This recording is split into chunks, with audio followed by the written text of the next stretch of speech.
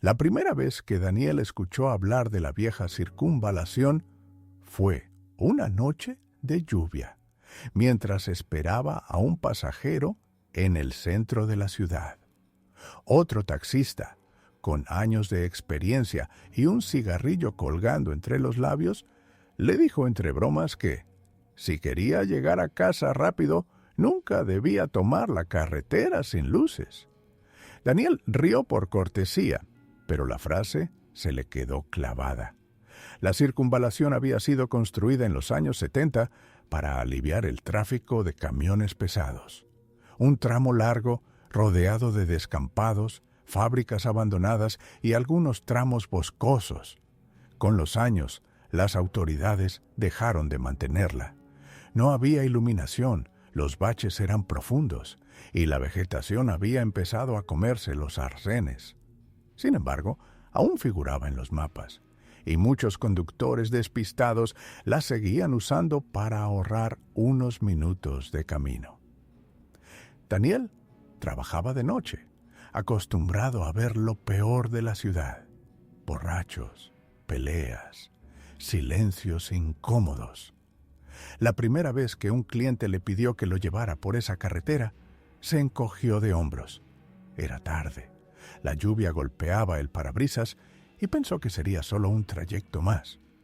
La entrada a la circunvalación era como un corte en la ciudad, una rampa oscura, sin señales, con barandillas oxidadas. Apenas dobló, las luces de la urbe quedaron atrás, tragadas por la negrura. El haz de los faros apenas alcanzaba a iluminar unos metros de asfalto. A los lados, sombras de árboles torcidos y muros derruidos se alzaban como guardianes silenciosos. El pasajero iba detrás, un hombre mayor, delgado, con un maletín apoyado en las rodillas. No habló en todo el trayecto. Daniel, incómodo, intentó poner la radio, pero la estática lo obligó a apagarla. El silencio era tan espeso que escuchaba cada gota de agua golpeando el techo. Conducir por esa carretera era extraño. El asfalto parecía absorber la luz. No había farolas ni reflejos de señales. Solo la línea central, borrada a tramos, servía de guía. Daniel sintió un ligero vértigo, como si el coche flotara en un vacío interminable. Tras 15 minutos, divisó a lo lejos las luces de la autopista principal y sintió alivio. El pasajero descendió en silencio, pagó en efectivo y se alejó sin mirar atrás.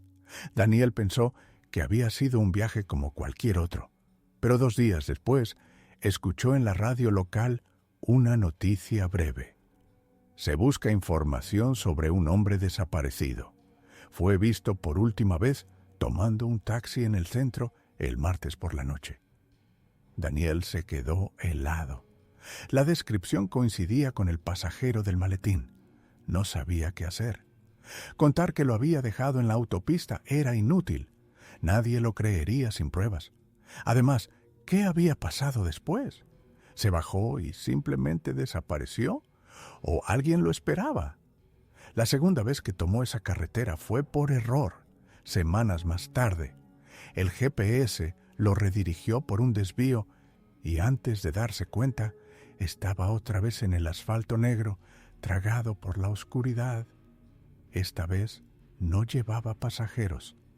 Avanzaba solo, con el corazón acelerado, recordando al hombre del maletín. A mitad del tramo, el motor pareció perder fuerza durante unos segundos. El coche vibró y las luces parpadearon. Daniel detuvo el vehículo en el arcén, nervioso. Miró alrededor. No había nada, ni coches, ni casas, ni siquiera el sonido lejano de la ciudad. Solo viento y oscuridad. De pronto, distinguió algo más adelante, una figura en el arcén, inmóvil, como si esperara. Daniel apretó los dientes, puso la primera marcha y pasó de largo, sin mirar.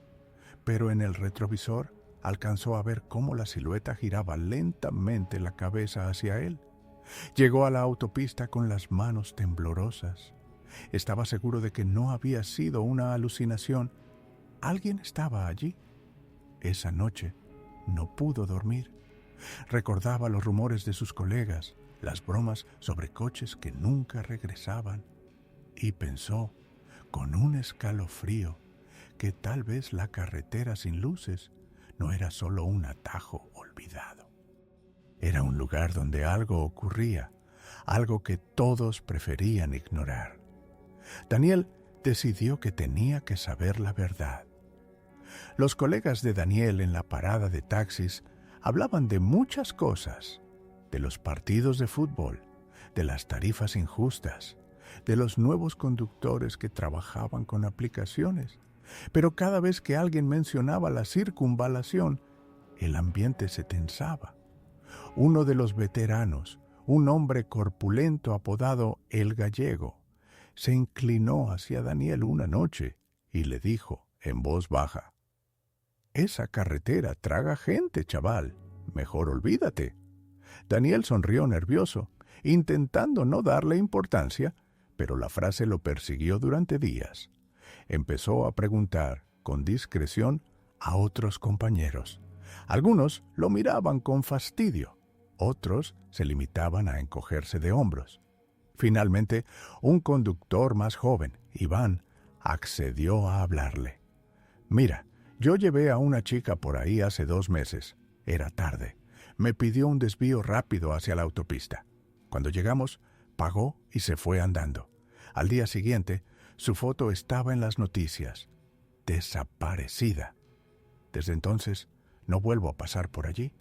El estómago de Daniel se revolvió. No era solo una coincidencia. Algo estaba pasando. Una tarde, Daniel decidió recorrer el tramo a pie. Aparcó en la entrada, esperó a que oscureciera y se adentró con una linterna. El silencio era brutal, roto solo por el crujido de sus pasos sobre el asfalto agrietado. Los grafitis de los muros parecían manchas negras bajo la luz débil. A cada lado, la maleza se cerraba como un muro. A los 20 minutos, encontró algo extraño, un desvío lateral, oculto tras una barrera oxidada. La señal indicaba servicio, pero estaba tan corroída que apenas se leía. El camino descendía hacia lo que parecía un túnel de mantenimiento. Daniel dudó. Sentía que cruzar esa línea era peligroso. Pero la curiosidad fue más fuerte. El túnel olía a humedad y óxido. Sus pasos resonaban en las paredes de hormigón. Encontró restos: una botella vacía, una zapatilla vieja, papeles mojados. No era un lugar completamente abandonado. Avanzó unos metros más y la linterna iluminó algo que lo hizo detenerse. Un maletín abierto, cubierto de polvo. El mismo tipo de maletín que llevaba su pasajero desaparecido.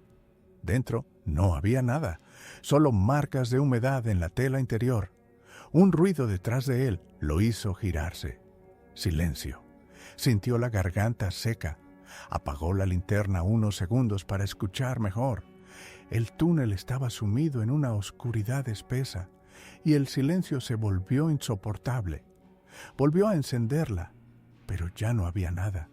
Regresó apresuradamente al coche, con el maletín en la mano. Lo guardó en el maletero y condujo hasta su casa, temblando. Esa noche apenas durmió. Cada vez que cerraba los ojos, veía la silueta de la figura en el arcén y el maletín vacío esperándolo en la oscuridad. Al día siguiente, llevó el objeto a la comisaría. El policía que lo atendió lo miró con expresión cansada, tomó nota y guardó el maletín sin hacer preguntas. «Gracias por traerlo. Si necesitamos algo más, lo llamaremos», dijo con voz mecánica. Daniel salió con la sensación de que lo habían despachado como a un loco. Nadie parecía interesado en saber qué estaba ocurriendo allí. Aquella noche volvió a trabajar. No podía quitarse la carretera de la cabeza. Miraba a cada pasajero, pensando en el riesgo de volver a pisar ese tramo maldito. Y sin embargo, algo dentro de él deseaba regresar. No por valentía, sino porque necesitaba respuestas. Pasada la medianoche, un hombre joven se subió a su taxi. «A la autopista, por la circunvalación», dijo con voz firme. Daniel tragó saliva. El corazón le golpeaba el pecho, pero no protestó.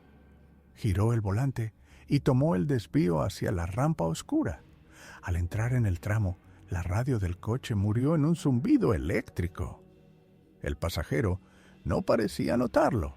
Daniel intentó hablar para aliviar la tensión. «No es un buen sitio para viajar de noche». El pasajero no respondió. A los pocos minutos, Daniel sintió de nuevo el mismo vértigo, la sensación de flotar en un vacío sin fin.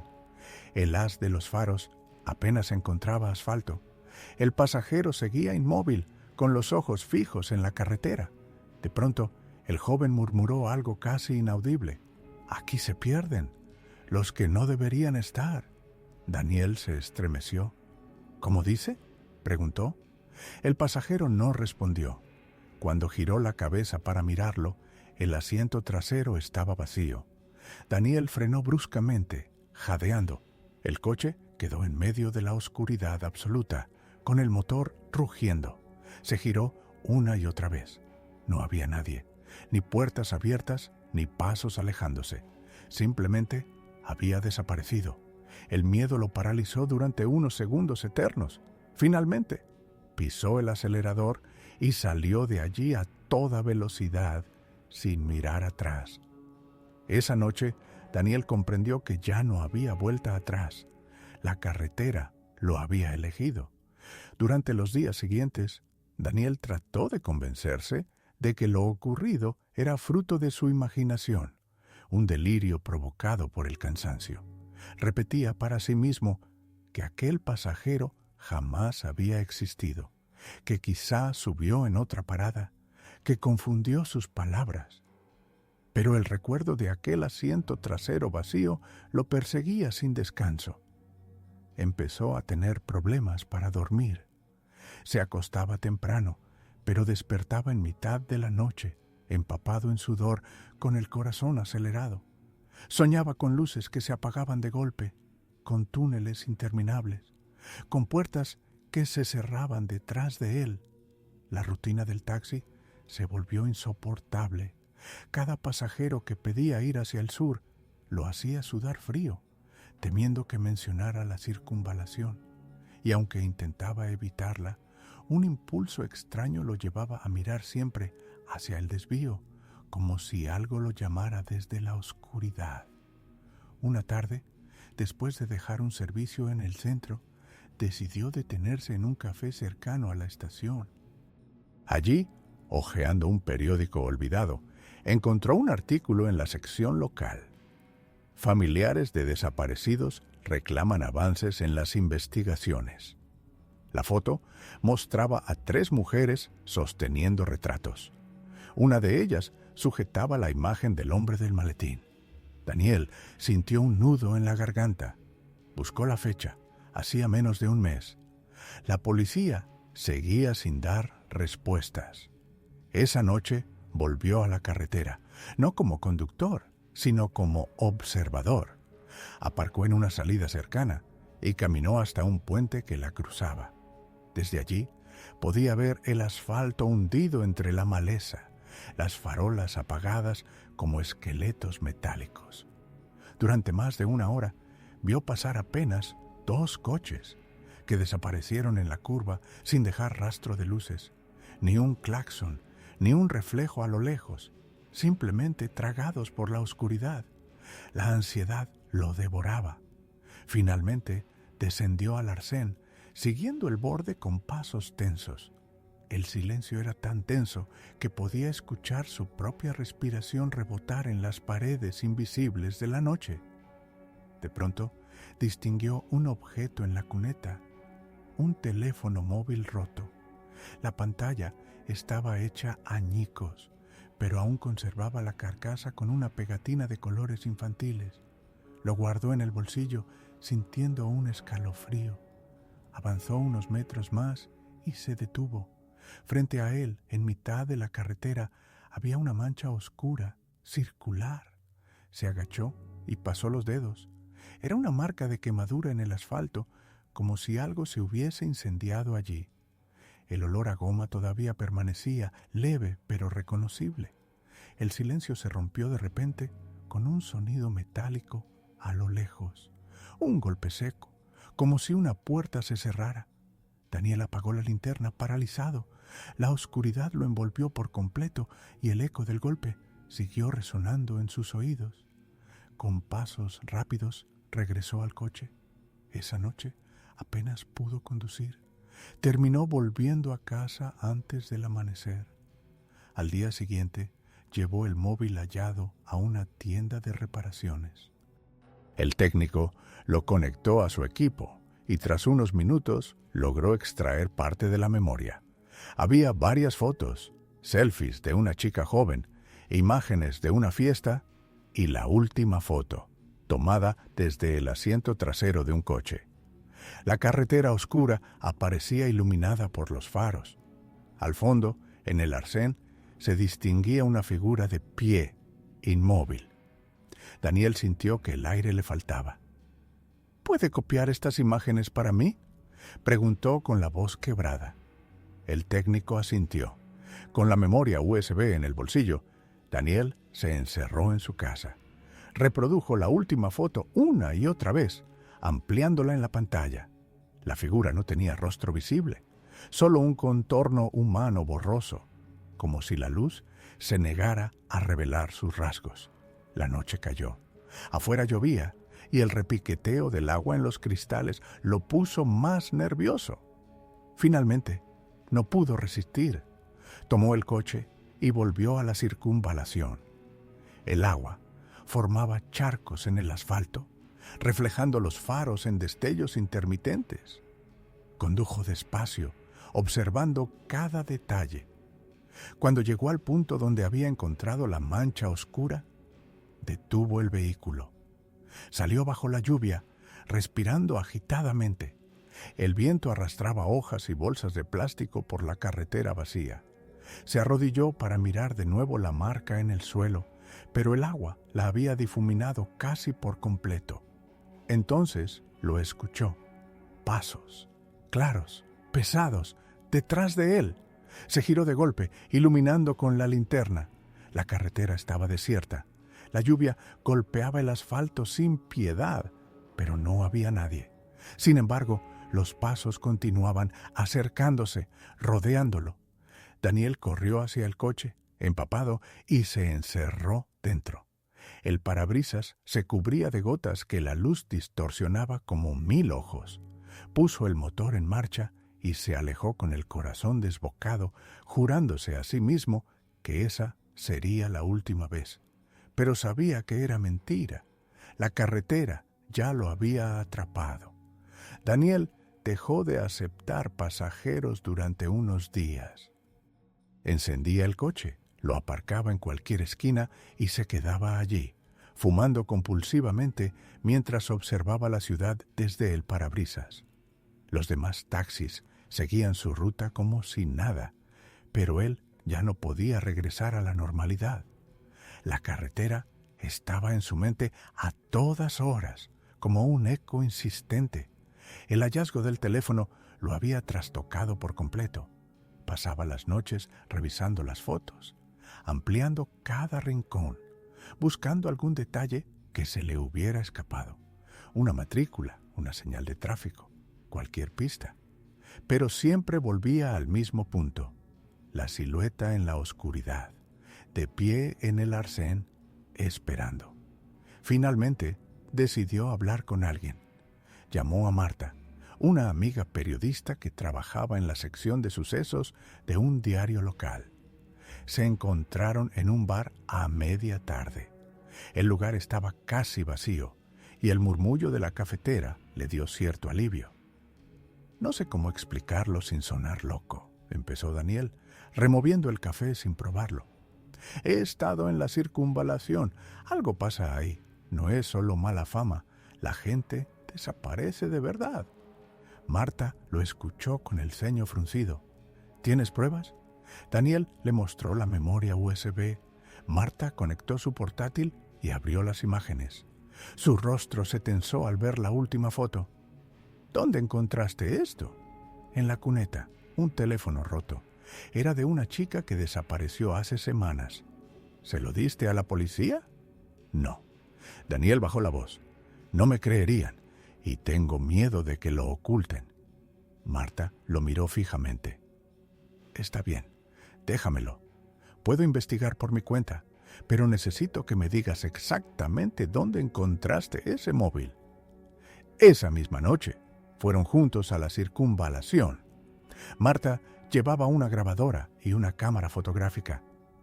Daniel conducía en silencio, apretando el volante con tanta fuerza que los nudillos se le pusieron blancos. Detuvo el coche, en el mismo punto que la otra vez.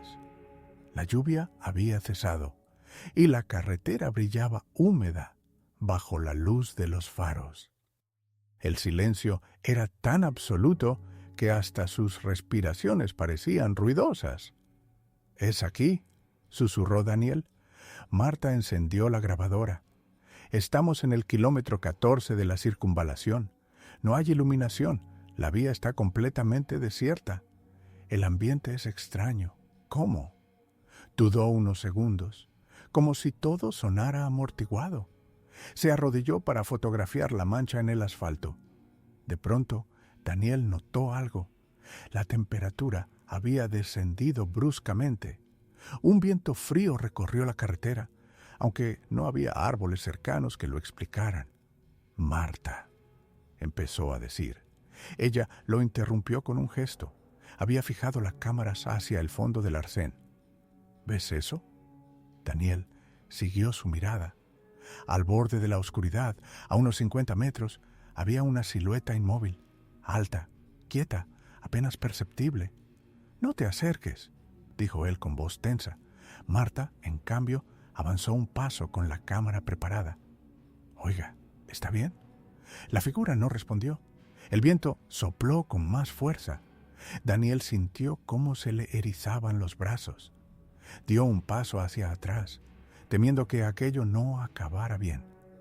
De pronto, las luces del coche parpadearon y se apagaron. La carretera quedó sumida en una negrura total.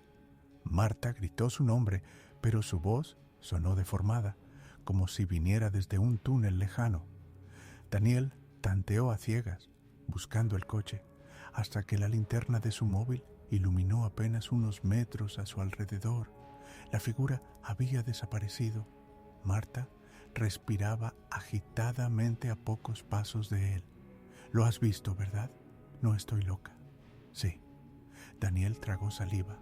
«Lo he visto». Regresaron al coche, que volvió a encenderse sin problema alguno, como si nada hubiera pasado. Condujeron de regreso en silencio. Marta no dejó de revisar las fotos que había tomado, pero ninguna mostraba la silueta, solo un vacío oscuro. Al llegar a la ciudad, Marta se despidió con una frase inquietante. «Daniel, esto no es solo una historia de carretera. Aquí hay algo organizado. Alguien está haciendo desaparecer a estas personas y esa carretera es la fachada». Esa noche, Daniel comprendió que ya no había vuelta atrás. Ahora no era solo su obsesión. Marta también estaba dentro. Y lo peor era que parecía estar dispuesta a ir mucho más lejos de lo que él jamás se atrevería. Daniel no durmió en toda la noche. Se quedó sentado en la cocina, con las luces apagadas, fumando uno tras otro, mientras las palabras de Marta resonaban en su cabeza. Alguien está haciendo desaparecer a estas personas y esa carretera es la fachada. Nunca había pensado en esa posibilidad. Hasta entonces había creído que se trataba de un accidente, de algo extraño en la propia carretera, de un lugar maldito quizás. Pero la idea de que detrás hubiera manos humanas lo perturbaba aún más. Al amanecer, Marta lo llamó. «He hablado con una fuente de la comisaría», dijo en voz baja. Me confirmó que hay más denuncias de desapariciones vinculadas a esa zona, pero no se han hecho públicas. No quieren alarmar a la población. ¿Y qué vamos a hacer?, preguntó Daniel con voz ronca. Seguir la pista. Hay una cosa que quiero probar. Quedaron esa tarde. Marta llegó con un mapa detallado de la circunvalación y los alrededores. Sobre el papel había marcado con rotulador rojo 3 puntos donde habían desaparecido vehículos según sus pesquisas. ¿Lo ves?, señaló. Siempre en un tramo de 5 kilómetros, como si quisieran que nadie llegara más allá. Daniel miró el mapa y luego a ella. ¿Quieres que volvamos allí? Sí, pero esta vez con un plan. El plan era simple: recorrer despacio ese tramo, grabar todo con una cámara instalada en el salpicadero y observar cualquier anomalía.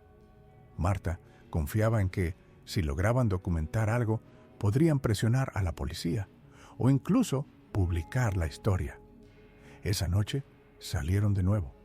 Daniel conducía con las manos tensas en el volante.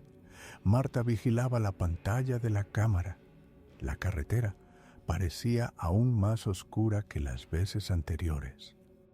A los pocos minutos, Daniel sintió de nuevo esa extraña sensación de vacío, como si el mundo terminara justo después del haz de los faros.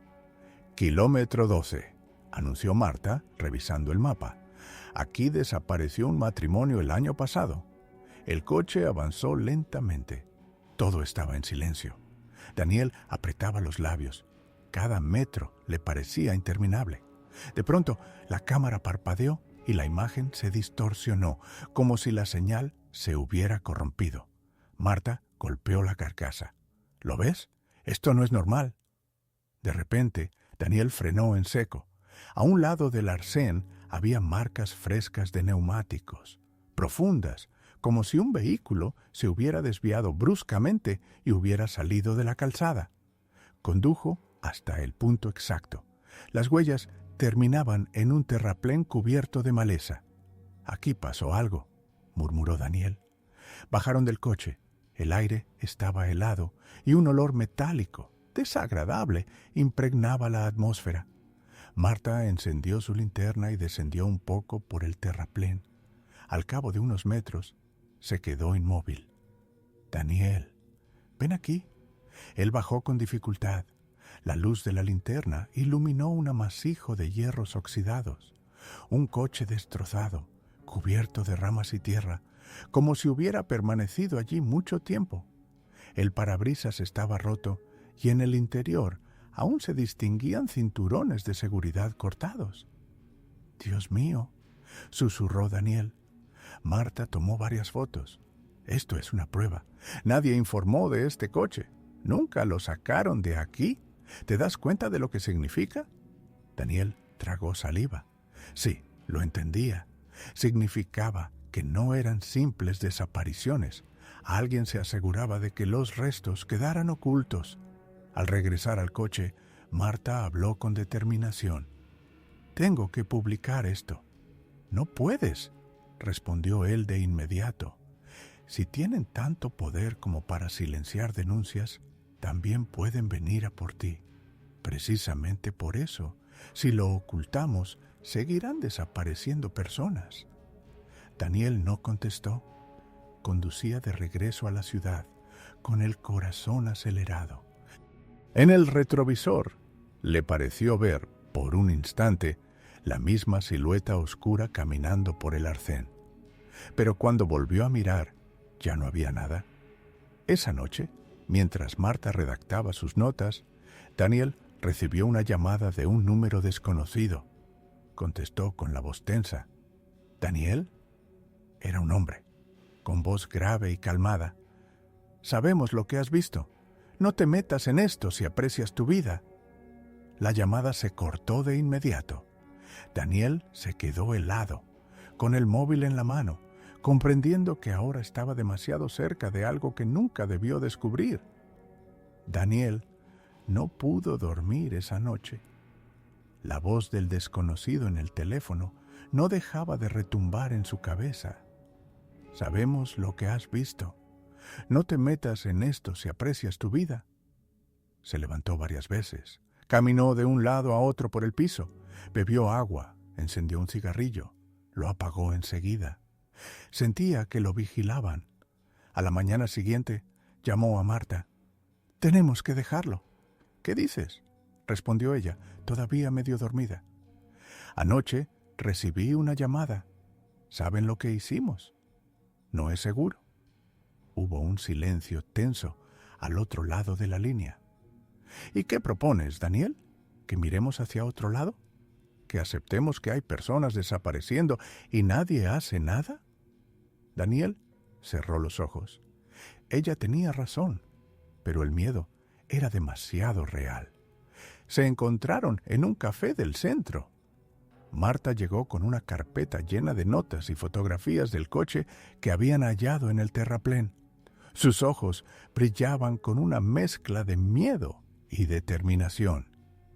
«Daniel, esto es más grande de lo que pensábamos.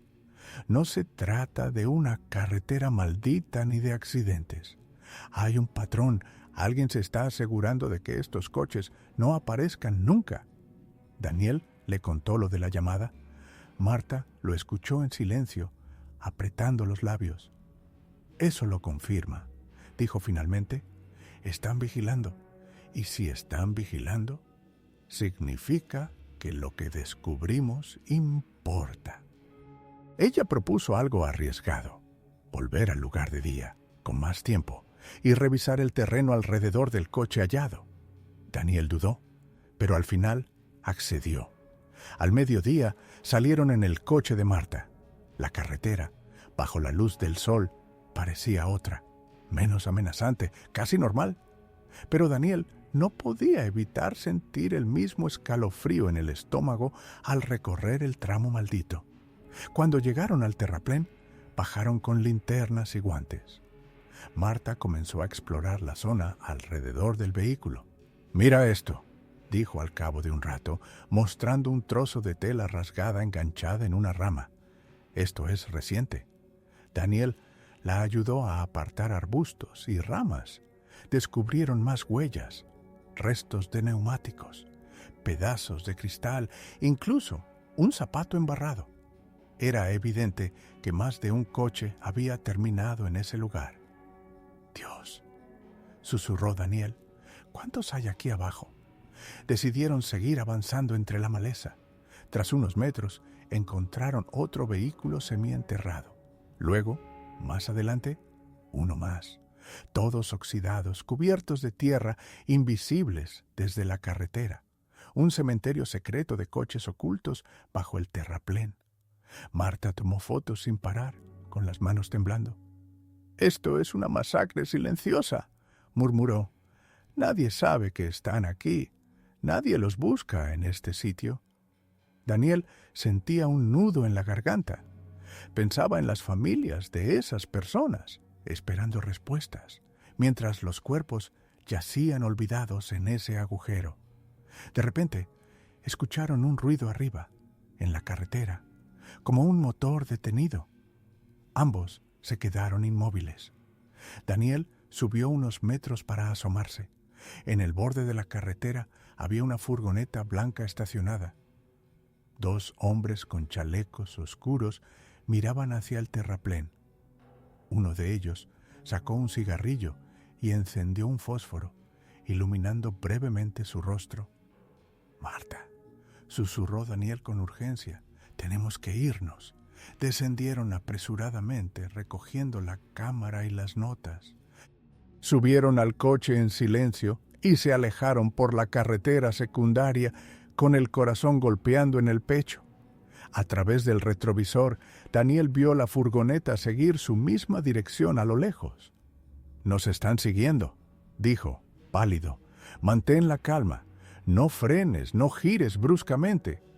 Durante varios kilómetros, la furgoneta se mantuvo a distancia, como un animal acechando. Daniel trataba de respirar despacio, pero cada segundo era insoportable. Finalmente, Marta le indicó que se desviara hacia una zona urbana. En cuanto entraron en calles transitadas, la furgoneta desapareció. Se estacionaron en un callejón estrecho. Marta estaba temblando. «¿Lo viste, verdad?» «No me lo estoy imaginando». «Claro que lo vi. Están detrás de nosotros». Marta se cubrió el rostro con las manos. «Daniel, esto ya no es periodismo. Esto es supervivencia». Esa noche, en su apartamento, Daniel se dio cuenta de que todo había cambiado. Ahora no solo se trataba de la verdad, estaban en peligro real. Afuera, en la calle, creyó ver una figura quieta junto a la farola, observando su ventana. Cuando parpadeó, ya no estaba. No sabía si era producto de su mente agotada o si realmente habían marcado su destino al mirar demasiado de cerca lo que se escondía bajo aquella carretera sin luces. Daniel se despertó sobresaltado, empapado en sudor. Durante la noche había soñado con los coches oxidados del terraplén, con cuerpos atrapados entre los asientos y manos extendidas hacia él desde la oscuridad. El amanecer apenas despuntaba y ya sentía que el día pesaba sobre sus hombros. Encendió la radio para distraerse, pero las noticias hablaban de cualquier cosa menos de desapariciones, política, deportes, el clima. Todo seguía como si nada. Esa indiferencia lo asfixiaba más que el propio silencio de la carretera. Al rato recibió un mensaje de Marta. «Nos reunimos hoy. Tengo que mostrarte algo». Quedaron en un pequeño despacho que ella usaba como oficina improvisada, en un edificio antiguo del centro. Marta lo esperaba con ojeras marcadas, el cabello recogido de cualquier manera y una expresión dura. Sobre la mesa había fotos impresas y un mapa extendido. «Mira esto», dijo, señalando los puntos marcados en rojo. «Todos los desaparecidos que logré registrar tienen en común este tramo de la carretera. Pero no solo eso. Si conectas las fechas y los lugares, hay un patrón». Daniel se inclinó para observar. Marta había dibujado líneas entre los lugares donde se encontraron coches abandonados en los últimos años. Las conexiones formaban un recorrido casi perfecto, como si alguien hubiera diseñado una ruta. «No puede ser casualidad», murmuró ella. «Y anoche, después de separarnos, recibí un correo anónimo». Le mostró su portátil. El mensaje consistía en una sola frase: «Ellos eligen quién desaparece y cuándo». No había remitente ni rastro de origen. Daniel tragó saliva. «Esto ya no es una investigación, Marta. Esto es una sentencia de muerte». «¿Entonces qué? ¿Callarnos? ¿Dejarlo seguir?» Ella lo miró fijamente, con una mezcla de miedo y obstinación. Daniel se dio cuenta de que, pese a todo, no iba a detenerse, y si quería protegerla, debía seguirle el paso. Decidieron regresar otra vez al terraplén, pero esta vez con una cámara de vídeo para documentar todo. Marta insistía en que, si lograban mostrar pruebas, alguien tendría que escucharlos. Daniel, sin embargo, no estaba tan seguro. ¿Y si precisamente por eso los querían silenciar? Condujeron hasta el lugar al anochecer. El cielo estaba cubierto de nubes pesadas y la oscuridad llegó más rápido de lo esperado. Aparcaron a cierta distancia y descendieron con linternas potentes. El aire olía a tierra húmeda y metal oxidado. Mientras caminaban entre los arbustos, Marta comenzó a grabar. «Estamos documentando evidencia», susurró a la cámara. «Múltiples coches ocultos bajo este terraplén. Posibles escenas de desapariciones deliberadas». Daniel iluminaba los restos de los vehículos. Los focos revelaban parabrisas rotos, puertas deformadas y asientos arrancados. Era un espectáculo macabro. De pronto, un crujido detrás de ellos los hizo girar. Una rama rota, pasos lentos. Las luces enfocaron a un perro flaco que salió corriendo entre la maleza. Ambos respiraron aliviados, pero el alivio duró poco. Desde arriba, en la carretera, se escuchó el ruido de un motor apagándose. Silencio. Luego, el golpe seco de una puerta al cerrarse. Daniel apagó la linterna y arrastró a Marta detrás de un coche oxidado. Desde la altura pudieron distinguir dos siluetas con linternas descendiendo lentamente hacia ellos.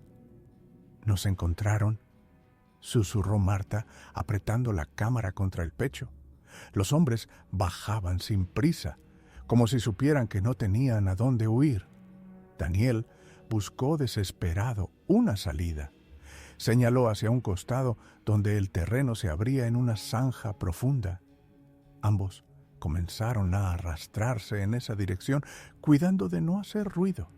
Las linternas de los perseguidores iluminaban la carrocería oxidada a pocos metros de distancia. Se escuchaban murmullos entre ellos, pero no lograban entender las palabras. De repente, uno de los hombres gritó: «¡Ahí!». La luz los alcanzó por un instante. Daniel y Marta corrieron cuesta abajo, tropezando con piedras y raíces, mientras los pasos pesados de los otros resonaban detrás. El barro les salpicaba las piernas y la respiración se volvía insoportable. Llegaron hasta la zanja, un cauce seco que descendía serpenteante entre la maleza. Se dejaron caer y siguieron corriendo, cubiertos de tierra. Detrás escuchaban los gritos y el choque de ramas. Después de varios minutos, las voces comenzaron a alejarse. Daniel se detuvo, jadeando. Creo que los perdimos». Marta aún sostenía la cámara con fuerza. Su mirada estaba desbordada de terror. «No van a parar, Daniel. Ellos saben quiénes somos. Nos van a buscar hasta encontrarnos». Él asintió, con el pecho ardiendo por la falta de aire. No podía negarlo. Habían cruzado una línea y ya no había vuelta atrás. El cauce seco los condujo hasta un claro oculto por árboles retorcidos. Allí se dejaron caer, exhaustos. Daniel sintió cómo sus pulmones ardían, mientras Marta intentaba estabilizar el pulso. El silencio pesaba tanto que cualquier crujido podía ser una señal de que los hombres aún estaban cerca. Marta encendió la cámara y la revisó rápidamente. «Está grabando», susurró. «Todo lo que vimos, los coches, incluso cuando llegaron ellos, está aquí». Daniel se llevó las manos al rostro. «Eso no nos salvará si nos encuentran». La desesperación los empujó a decidir algo impensado: ir directamente a la policía. Sabían que existía el riesgo de que el sistema estuviera implicado, pero quedarse callados ya no era opción. Caminaron durante horas hasta alcanzar un pequeño pueblo cercano. Era pasada la medianoche cuando tocaron la puerta de la comisaría. Un guardia adormilado los atendió con evidente fastidio hasta que Marta mostró la cámara y explicó lo que habían descubierto. El policía, que hasta entonces parecía indiferente, frunció el ceño y les pidió que esperaran. Al poco rato, apareció el comisario, un hombre corpulento con bigote canoso. Los condujo a su despacho. Allí, Marta reprodujo las imágenes. El comisario observó en silencio, sin parpadear. Cuando el video terminó, apoyó las manos sobre el escritorio. «Lo que tienen aquí», dijo con voz grave, «podría causar un escándalo nacional». Daniel se adelantó. «Entonces, ayúdenos. Necesitamos protección». El comisario asintió lentamente. «Claro, pero entiendan que esto no puede salir así como así. Debemos manejarlo con discreción». La palabra discreción los inquietó. Marta la reconoció como la misma con la que tantos funcionarios habían justificado la indiferencia. El comisario tomó la cámara con calma. «Déjenme esto. Revisaremos el material y procederemos como corresponda». Marta intentó oponerse, pero Daniel La detuvo con un gesto. Era peligroso discutir allí. Salieron de la comisaría con la promesa de que los llamarían al día siguiente. Al llegar al hostal donde pensaban descansar, Marta explotó. ¿No lo ves? Les entregamos la única prueba que teníamos. ¿Ahora estamos desarmados? Daniel no podía responder. En el fondo, sabía que ella tenía razón. A la mañana siguiente, nadie los contactó.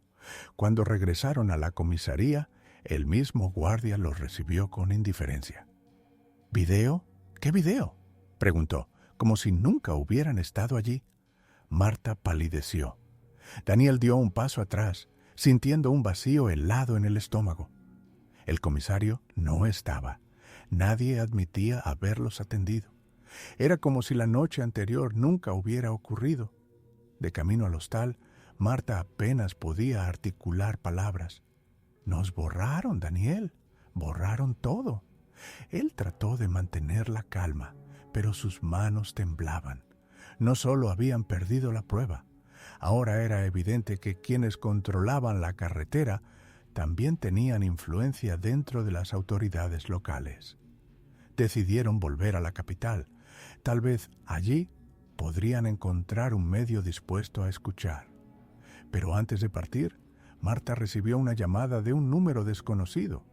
Contestó, y la voz al otro lado, masculina y tranquila, le dijo: «Dejen de buscar. Si no paran, terminarán como los demás». El tono no fue una amenaza gritante, sino una advertencia fría, como quien comunica un hecho inevitable. Marta colgó con los ojos llenos de lágrimas. «Nos están siguiendo», dijo. «Saben cada paso». Esa noche, antes de partir, Daniel no pudo conciliar el sueño. Se asomó a la ventana del hostal y distinguió, al otro lado de la calle, un coche estacionado con los faros apagados. No se movía, no hacía nada, solo estaba allí. Daniel cerró la cortina con manos temblorosas. Entendió que ya no era cuestión de si los encontrarían, sino de cuándo. El viaje de regreso a la capital comenzó con una sensación de persecución invisible. Marta se mantenía en silencio, mirando por la ventanilla del autobús, mientras Daniel repasaba mentalmente todo lo ocurrido: la carretera, los coches desaparecidos, los hombres en el bosque, la policía cómplice. Cada recuerdo pesaba como una piedra. En varias ocasiones, Daniel creyó ver el mismo coche gris detrás del autobús en el que viajaban. Quizá era paranoia, quizá no. Cuando llegaron a la terminal de la ciudad, la tensión seguía adherida a sus cuerpos como un sudor frío. Decidieron dividirse. Marta contactaría con un colega periodista de confianza, y Daniel volvería al piso para recoger sus cosas y verificar si alguien los había seguido. Al entrar en el departamento, notó un detalle inquietante. La puerta no estaba forzada, pero la cerradura presentaba ligeras marcas. Dentro, todo parecía en orden, salvo por un cajón del escritorio, abierto apenas unos centímetros. Se acercó con cuidado. Allí guardaba un disco duro con copias de reportajes anteriores. El disco estaba, pero la caja estaba vacía. Lo habían registrado, y aunque no encontraron nada nuevo, la invasión resultaba un mensaje claro. Sabían dónde vivía, sabían lo que hacía, y podían entrar cuando quisieran. Esa misma tarde se reunió con Marta en un café concurrido del centro. Ella traía consigo a Julián, un periodista veterano que alguna vez trabajó en investigaciones de corrupción. Julián los escuchó en silencio, con expresión grave. «Lo que me cuentan no es sorprendente», dijo al fin. «He oído rumores sobre esa carretera.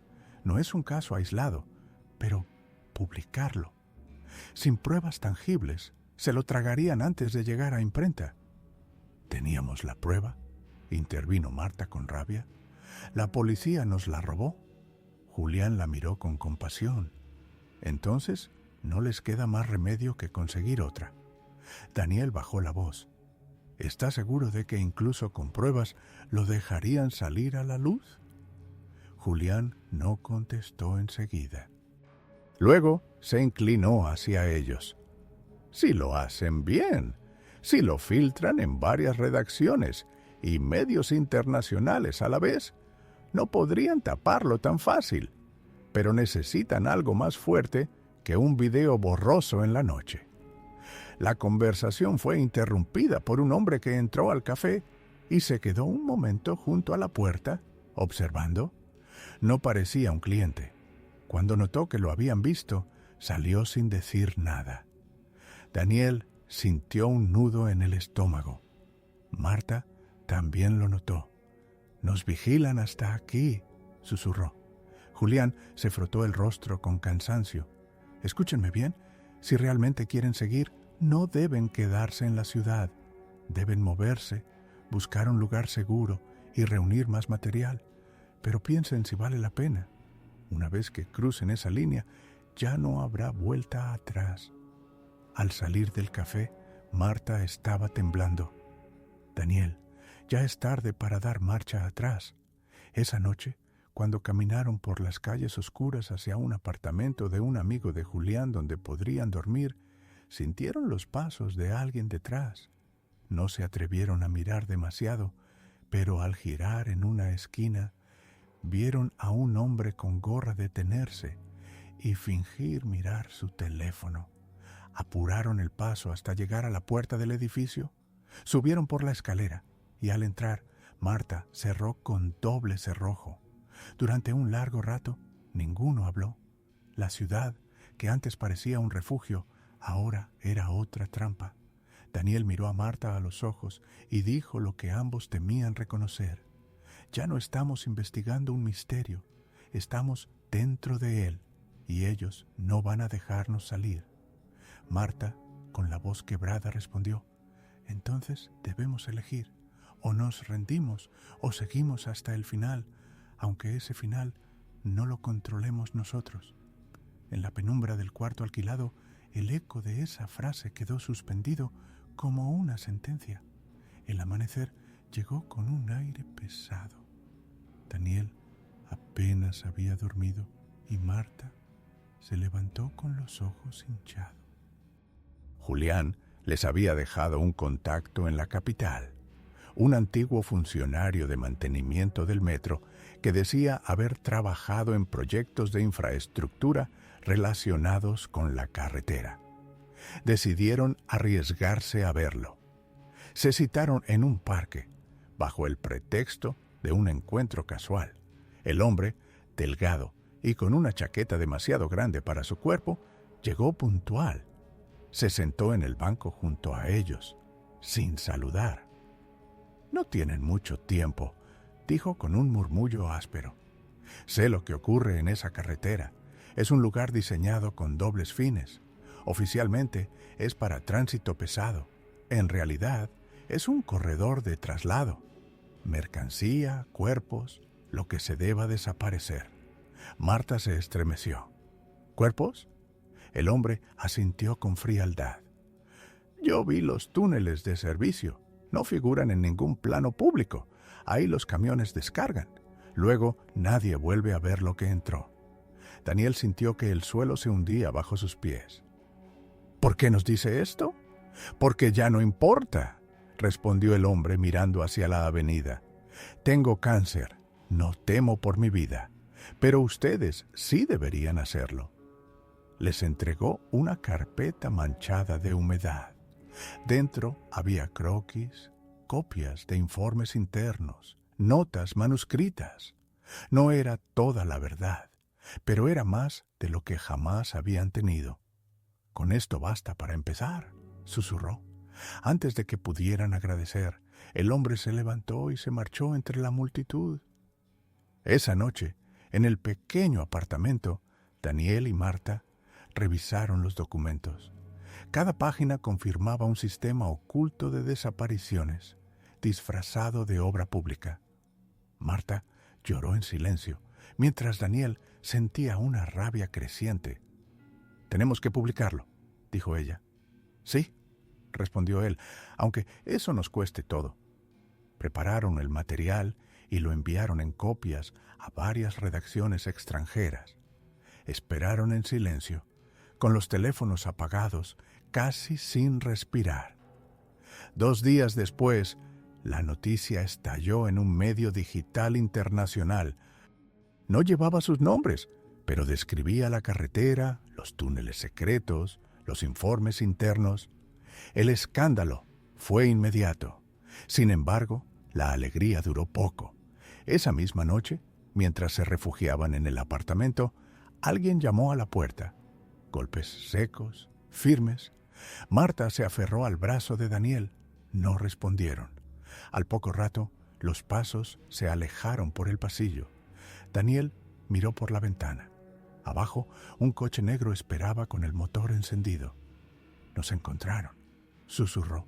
Marta lo miró con una calma extraña. «Entonces, ya no importa. Lo importante es que salió a la luz». Daniel la abrazó, con la certeza de que el tiempo se había agotado. Afuera, la ciudad seguía su ritmo indiferente. Nadie sabía que, en ese cuarto, 2 periodistas habían cruzado el límite final. La carretera sin luces quedaba lejos, pero su sombra los alcanzaba incluso allí, en el corazón de la capital. El ruido del motor del coche se mezclaba con el silencio de la noche. Nadie llamó de nuevo a la puerta, pero ambos comprendieron que, aunque el mundo por fin conociera la verdad, para ellos no habría amanecer seguro.